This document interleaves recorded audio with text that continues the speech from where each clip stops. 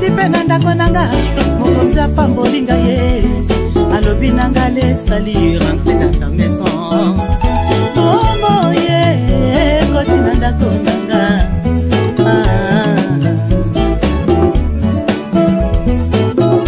tout est possible à Dieu, tout est possible à celui qui croit et gagne nakamwenga na moyibi mokonzi abengi ngaye nakamwenga na koboma mokonzi abengi ngaye nakamwenga na kindumba mokonzi abengi ngaye nakamwenga na boshenge mokonzi abengi ngaye akoti pe na ndako nanga mokonzi apamboli ngaye alobi nanga lesali rentre dans ta maison omo ye koti na ndako nanga.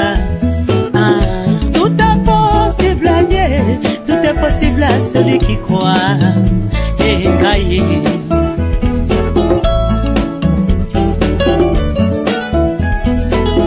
Car le Fils de l'homme était venu chercher, sauver ce qui était perdu.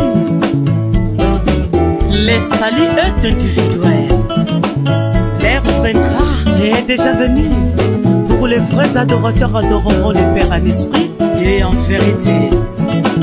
Ne jugez point.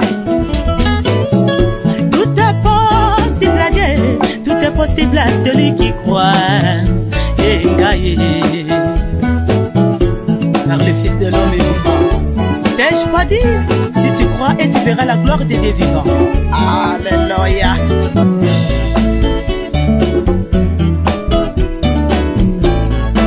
Atami salama be basope toi maye.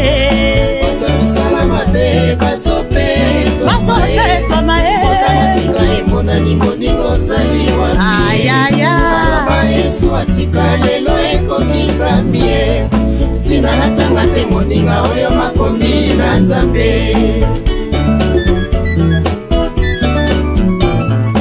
Atami salama be basope toi maye. Mbongwana Yesu atika lelo ekokisa mie. Ekokisa mie. Natanga te moninga oyo makomi na Nzambe. Tala liboso na yo, otala nsima na yo. Ozali wapi ye, ozali wapi ye. Etikali Yesu e, kolo nzela, nzela lobiko e, nzela lobiko e. Oh Yesu e, le roi des rois, le tout puissant,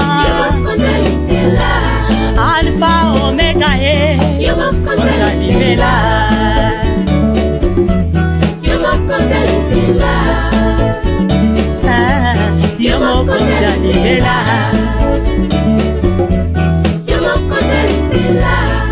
Tala liboso na yo, otala nsima na yo. Ozali wapi ye, ozali wapi ye. Etikali Yesu e, kolo nzela, nzela lobiko ye, nzela lobiko ye. Oh Yesu e, yomoko ozali bela. Le roi des rois, le tout puissant, Alpha Omega e, yomoko ozali bela.